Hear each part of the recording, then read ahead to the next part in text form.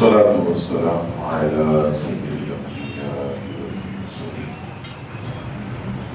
أما بعد فأعوذ بالله من الشيطان الرجيم بسم الله الرحمن الرحيم. تفسیر قرآن کے حوالے سے سورہ نحل سے ہمارے درس کا سلسلہ جاری و ساری ہے.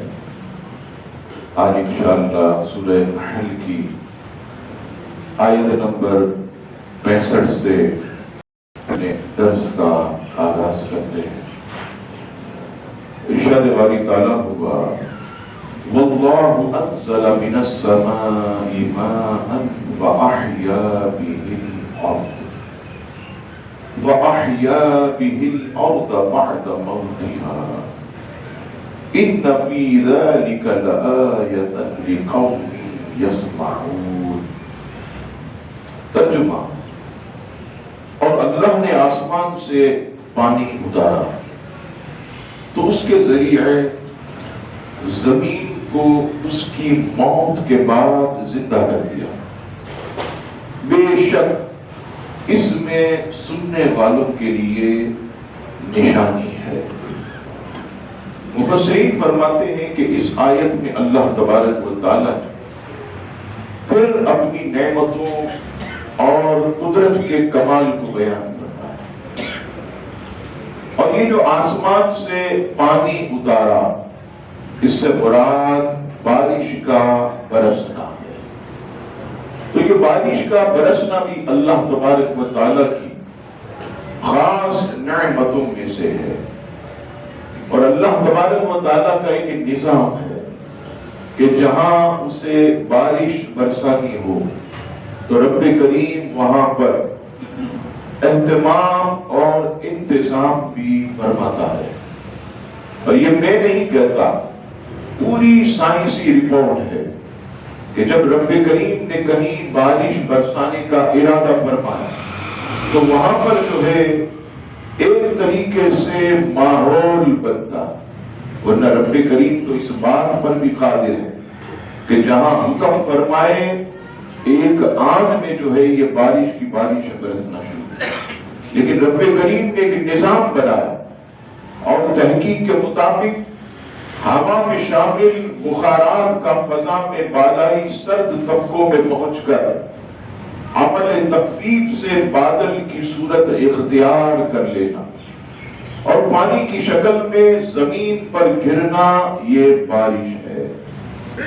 گرمی کی وجہ سے عمل تبخیر زیادہ ہوتا جس سے ہوا میں بہت سارے بخارات جذب ہو جاتے.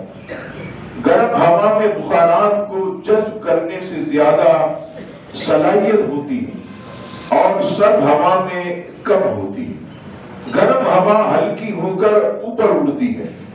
ذرات اور بخارات سے لدی ہوئی گرم ہوا بلندی پر پہنچتی ہے تو عمل تخفیف سے بخارات قطروں کی شکل اختیار کر کے بادل کی صورت اختیار کر لیتے اور یہ قطرات خاکی ذرات کے گرد لپٹ جاتے. لیکن جب یہ مزید بخارات کے مل جانے سے جب یہ بارش ہو جاتی ہے، جب یہ بھاری ہو جاتے ہیں تو بارش کی شکل میں زمین پر قطرے آنا شروع ہو جاتے ہیں. یعنی یہ پورا اللہ تعالیٰ نے ایسا ماحول بنایا. اور آپ دیکھیے کہ بارش سے قبل ایک مٹی کی خوشبو بھی پیدا ہوتی ہے. یہ رب کریم کا ایسا نظام ہے کہ یہ سب اطلاع دی جاتی ہے کہ دیکھو اب جو ہے وہ بارش جو ہے وہ برسنا شروع ہو گئی. اور پھر اسے باران رحمت کا نام دیا گیا. یہ الگ بات ہے کہ ہمارا جو بلدیاتی نظام ہے اس کا بیڑا گرک ہو گیا، ورنہ بارش جو ہے یہ ہر صورت میں اللہ کی رحمت ہی رحمت. یہ ہمارے ماحول اور ہمارے نظام کی خرابی کہ تھوڑی سی بارش ہوتی ہے پانی بھر جاتا، تھوڑی سی بارش گٹر ابل جاتی، تھوڑی سی بارش گھروں میں پانی آ جاتا. یہ ہمارے نظام کے گڑبڑ کی وجہ سے. ورنہ بارش تو ہر دور میں الحمدللہ اور قیامت تک یہ باران رحمت ہی رہے گی. اور یاد رکھیے گا اس کا ہر ہر قطرہ اللہ کی رحمت ہے، اس کا ہر ہر قطرہ اللہ کی رحمت ہے۔ میں نے حضرت آدم علیہ السلام، آپ دیکھیے ہمارے والد اور نبیوں کے سب سے پہلے حضرت آدم علیہ السلام کی سیرت میں پڑھا کہ آپ ساری زندگی بارش کا ہی پانی پیا کرتے تھے، ساری زندگی آپ نے بارش کا ہی جو ہے وہ پانی پیا، یعنی بارہ میں رحمت جب نازل ہوتی تو اسے ضائع نہیں کرتے، اس پانی کو جو ہے حضرت آدم علیہ السلام جو ہے وہ جمع کر لیا کرتے۔ اور بعض جو بڑے بڑے سائنس انہوں نے اس پر تحقیق کی تو کہتے ہیں کہ بارش کا پانی جب انسان پیتا ہے تو اس کے پیٹ کی بیماریاں ختم ہو جاتی، پیٹ کی بیماریاں اس کی ختم ہو جاتی۔ لیکن یہاں پر کہا گیا کہ جب بارش برسے تو فوراً اس کا پانی جمع نہ کیا جائے، جب جیسے برسنا شروع ہوئی تو ایسا نہیں کہ کوئی پتیلا یا کوئی بڑا برتن اس کے نیچے رکھ دیا جائے، فرمایا نہیں، پہلے کیا کریں، تھوڑی دیر بارش کو جو ہے وہ برسنے دیں، بارش کو تھوڑی دیر برسنے دیں، کیونکہ جب بارش برستی ہے تو جتنی بھی خشکی ہوتی ہے، جو گندی مٹی اور آلودگی ہوتی ہے، یہ شروع کی بارش ان سب کو دفع کر دیتی، یعنی اپنے ساتھ لے کر اس کو دفع کر دی۔ لیکن جب تھوڑی دیر گزرتی ہے، 10 منٹ 15 منٹ، اس کے بعد جو بارش برستی ہے تو کہا گیا کہ اس بارش کے پانی کو جو ہے وہ جمع کرنا شروع کر دیا جائے۔ اور آپ کو حیرت ہوگی، الحمدللہ ہم تو مسلمان، جدید میں نے پڑھا کہ جو امریکہ کے اندر گاؤں دیہات، لوگ سمجھتے ہیں امریکہ تو پھر بہت شاندار، نہیں، وہاں بھی ایسے گاؤں دیہات ہیں کہ جہاں بہت غربت، کھانے پینے کو نہیں، تو وہاں لوگ کیا کرتے ہیں، ماہرین کہتے ہیں کہ مسلمانوں کی حدیثیں پڑھ کے، قرآن مجید پڑھ کے، غیر مسلموں نے بھی بارش کا پانی جمع کرنا شروع کر دیا۔ اور امریکہ کے گاؤں دیہات کے اندر جو ہے وہ بارش کا پانی جمع کرتے، اور باقاعدہ امریکیوں نے ان کے جب پوچھا گیا کہ بھئی یہ آپ بارش کا پانی جو ہے وہ جمع کر کے کیا کرتے ہیں، کہتے ہیں بارش کا پانی جمع کر کے ہم اس کو سنبھال کر رکھتے ہیں، پھر جب ہم نہاتے ہیں تو یہ بارش کا پانی اپنے سر پر ڈالتے۔ اچھا تمہیں کیا فائدہ ہوتا ہے؟ کہتے ہیں اس سے جو ہے وہ سر کی ساری خشکی اور ساری بیماریاں ختم ہو جاتی ہیں۔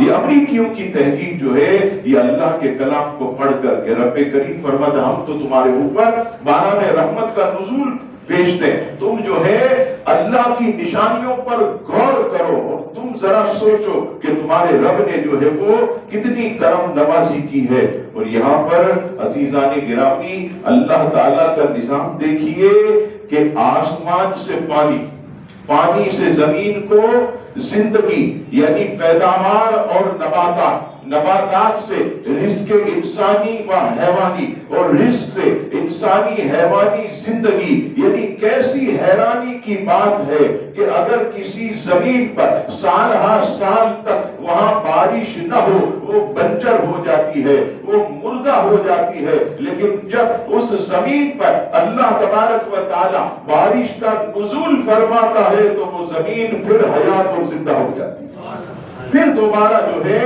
اس کے اندر بیل بوٹے، ہریالیاں اور عزیزان گرامی نباتات پیدا ہوتے ہیں، اور ان نباتات سے جانور کا گھاس بھی بنتا ہے اور انسان کا رزق بھی بنتا ہے، انسان کے لیے اس میں نعمتیں۔ اور یہاں صوفیہ فرماتے ہیں کہ انسان تو اپنے رب کا بڑا نافرمان ہے، اللہ تبارک و تعالیٰ کا بہت بڑا نافرمان ہے، ایسا نافرمان ہے ہونا تو یہ چاہیے کہ اس پر آگ آسمان سے برسے، آسمان سے جو ہے وہ آگ برسنی چاہیے، آسمان سے پتھر برسنے چاہیے، آسمان سے طوفان اور خطرناک بارشیں آنی چاہیے، لیکن کیا وجہ ہے کہ اللہ تبارک و تعالیٰ جو ہے ہم پر رحمت بھری بارش بھیجتا ہے تو تو صوفیہ فرماتے ہیں کہ یہ جو زمین کے اندر کیڑے ہیں، یہ جو زمین کے اندر مینڈل،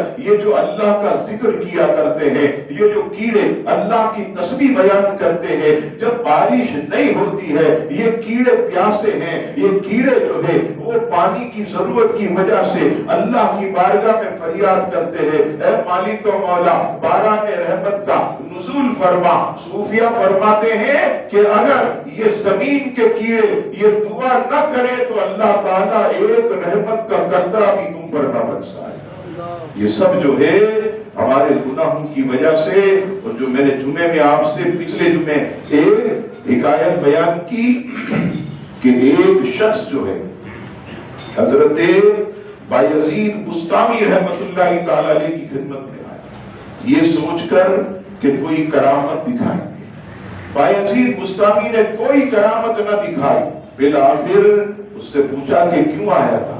کہنے لگا کوئی کرامت دیکھنے کے لیے، لیکن آپ میں نے دیکھی نہیں۔ بایزید بسطامی فرماتے ہیں عاجزی دیکھی ان کے ساتھ، فرماتے ہیں کہ اس سے بڑی کیا کرامت کہ گناہوں کا کٹڑا میرے اوپر ہے اور میں زمین میں دھسا نہیں دیا جاتا، اس سے بڑی کیا کرامت۔ میرے رب نے مجھے زمین پر کھڑا کیا ہے، اچھا کھلاتا ہے، اچھا پلاتا ہے، اچھا پہناتا ہے، زمین کے اندر دھسا نہیں دیتا، اس سے بڑھ کر کیا کرامت۔ تو اس میں عاجزی بھی ہے اور ہمارے لیے عمل کا پہلو بھی ہے اللہ کے نیک بندوں کے ان ارشادات اور ان باتوں میں۔ تو ذرا سوچئے کہ ہم تو اتنے گناہگار بدکار سیاہکار کہ آسمان سے ہم پر آگ برسے یہ بھی کم ہے، یہ معصوم جو ہے وہ عزیزان گرامی یہ جو دعا کرتے ہیں اللہ کی بارگاہ میں، کیڑے مکوڑے اللہ ان کی برکت سے جو ہے ہم پر باران رحمت کا جو ہے وہ نزول فرماتا ہے، اور انہی کی دعاؤں کی وجہ سے ہم پر اللہ کی رحمت برستی ہے۔ پھر آگے رب کریم نے ایک اور نعمت کا ذکر کیا، اور ایسی عجیب نعمت کہ انسان کی عقل حیران ہو جائے۔ ارشاد باری تعالیٰ ہوا وَإِنَّ لَكُمْ فِي الْأَنْعَامِ لِعِبْرَةً نُسْقِيكُم مِّمَّا فِي بُطُونِهِ مِن بَيْنِ فَرْثٍ وَدَمٍ لَبَنًا خَالِصًا سَائِغًا لِلشَّارِبِينَ۔ ترجمہ، اور بے شک تمہارے لیے مویشیوں میں غور و فکر کی باتیں ہیں، تمہارے لیے مویشیوں میں غور و فکر کی باتیں ہیں، وہ یہ کہ ہم تمہیں ان کے پیٹوں سے گوبر اور خون کے درمیان سے خالص دودھ نکال کر پلاتے ہیں، اور پینے والے کے گلے سے آسانی سے بھی اتر جاتا ہے، پینے والے کے گلے سے آسانی سے بھی اتر جاتا ہے۔ یہاں مفسرین فرماتے ہیں کہ جس میں انسانی و حیوانی خاکی یعنی خاک سے بنا ہوا، یہ بھی اللہ تعالیٰ کے کارخانہ قدرت کا عجیب گریشمہ ہے۔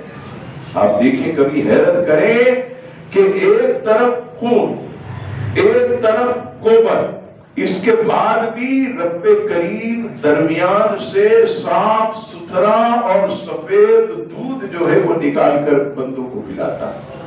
یعنی کیسی ایک جو ہے وہ عجیب و غریب اللہ تبارک و تعالیٰ کی حکمتیں۔ اور کہا گیا کہ ویسے تو ہر مؤنث چوپایا ہی دودھ پیدا کرتا ہے، یہ بھی یاد رکھیے گا، ہر مؤنث چوپایا، ہر مؤنث یہ دودھ پیدا کرتا۔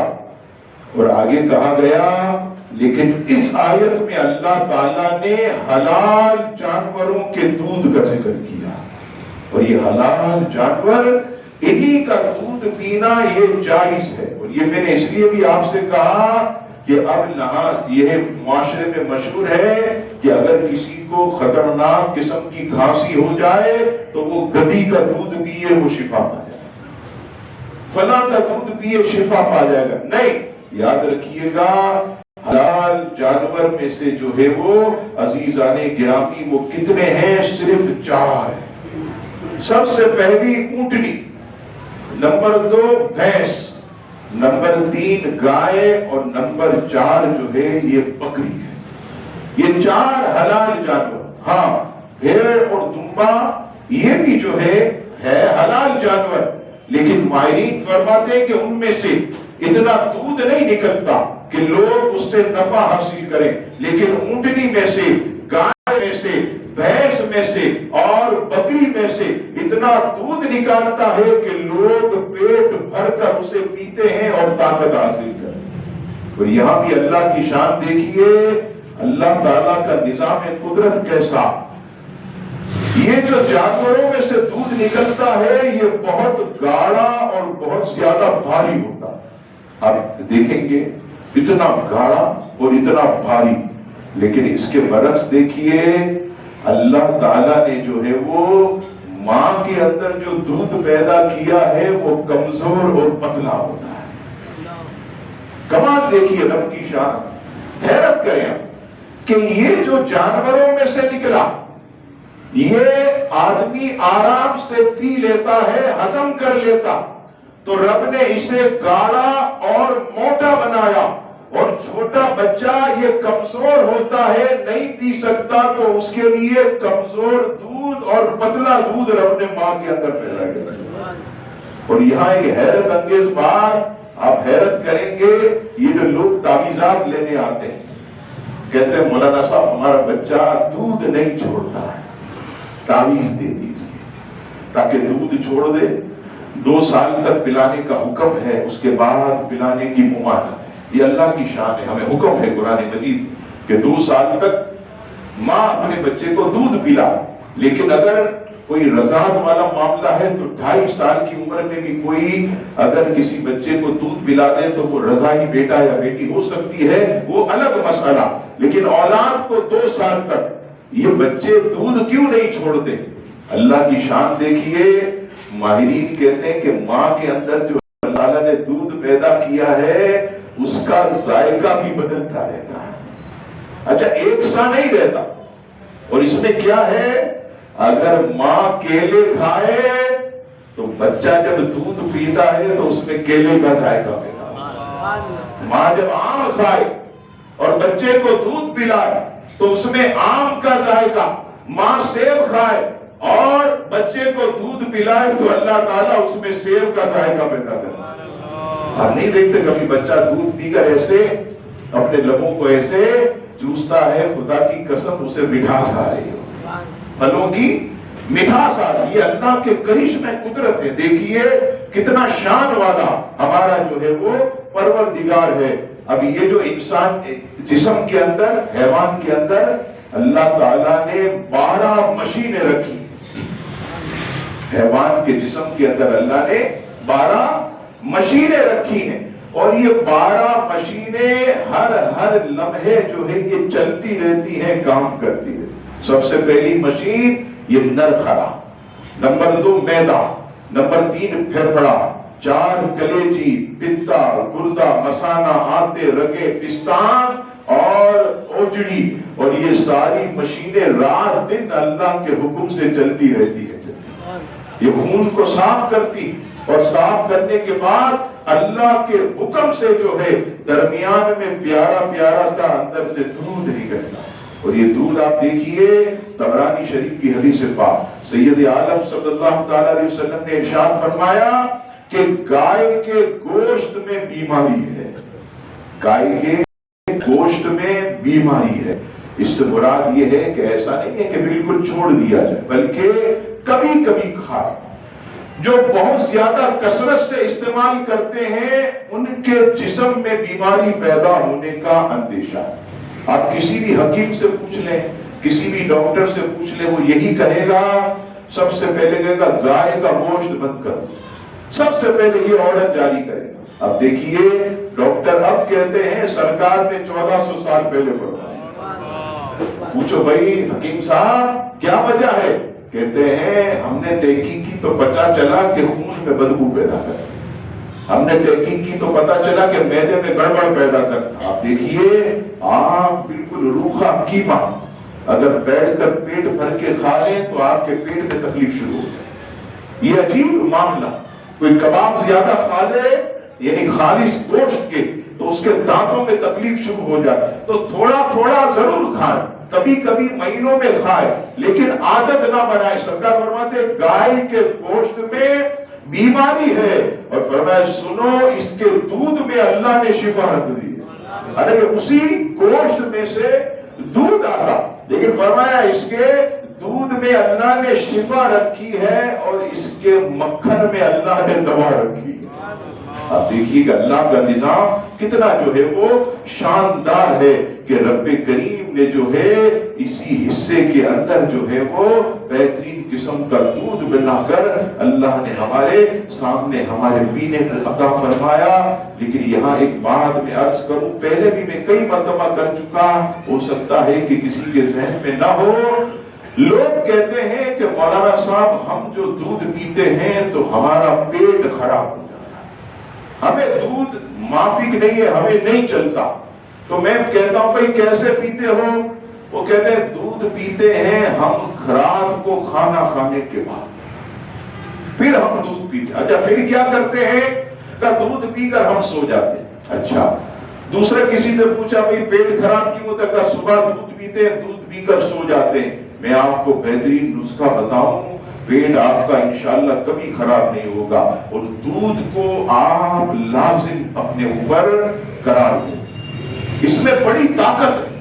دیکھیے روٹی چاول سالن اپنی جگہ، لیکن دودھ جو ہے یہ آپ کی ہڈیوں کو بھی مضبوط کرتا ہے اور آپ کے جسم کو بھی توانا کرتا ہے۔ اپنی بچیوں کو بھی پلائیں، چھوٹی جو بچیاں ہیں انہیں دودھ کی عادت جو ہے وہ ڈلوائے، پیسے دے کر لالچ دے کر کہ بیٹا پی لو، اتنے پیسے دوں گا، یہ لے پی لو، میں تمہیں یہ کھلونا دلا دوں گا، انشاءاللہ یہ آپ کی بچی اتنی مضبوط ہوگی۔ آپ دیکھیے آج کیا وجہ ہے کہ آپریشن سے ڈیلیوریاں ہوتی، صرف ایک ہی وجہ کہ عورت کمزور ہوتی۔ اور جو طاقتور عورتیں آپ دیکھیے گاؤں دیہات میں 11 بچے پیدا کرتی ہے، پھر بھی مزے سے گھوم رہی، اور ہمارے یہاں 3-4 آپریشن کے بعد ایسے کمر جھک جاتی ہے۔ خطرناک قسم کا انجیکشن آپریشن سے پہلے عورت کی کمر کے اندر ڈالا جاتا ہے، وہ عورت کو اور توڑ دیتا ہے، کمزور کر دیتا، اس کی جان نکال دیتا ہے۔ ایسے خطرناک آپریشن جو ہے وہ ڈیلیوری کے وقت ہوتے۔ اگر بچیوں کو دودھ پلایا جائے، ان کی طاقت کو اور بڑھایا جائے، تو انشاءاللہ ان چیزوں سے وہ بچ جائیں گی۔ تو میں عرض کہا تھا کہ پیٹ خراب کرتا ہے لوگ کہتے ہیں، تو میں کہتا ہوں بہترین فارمولہ یہ ہے کہ دودھ پیے، خالی پیٹ پیے، خالی آپ کا پیٹ ہو اس وقت دودھ پیے، اور دودھ پینے کے بعد نہ چہل قدمی کرے نہ آپ سوئیں، بلکہ دودھ پینے کے بعد کم از کم 25 منٹ جو ہے آپ ایک جگہ پر بیٹھ جائیں۔ اور اس کا بہترین وقت کیا ہے؟ رات کو دودھ گرم کر کے آپ رکھ دیں، اور رکھنے کے بعد صبح فجر کی نماز مسجد میں ادا کریں، اور مسجد میں نماز پڑھ کے جیسے ہی گھر آئیں آپ دودھ پیئے، اور اسی جگہ مصلی پر بیٹھ کر 20-25 منٹ تسبیح کریں، انشاءاللہ دودھ بھی ہضم ہو جائے گا اور طاقت بھی پیدا ہو جائے گا، اور اللہ کا ذکر بھی جو ہے وہ آپ کرتے رہیں گے۔